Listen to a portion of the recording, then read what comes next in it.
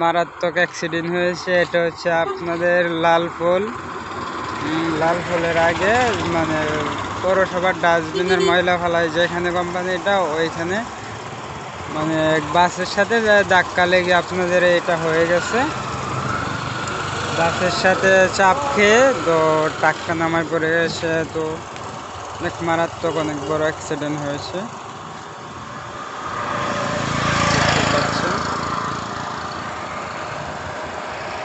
একটু দূর থেকে দেখাই আপনাদের।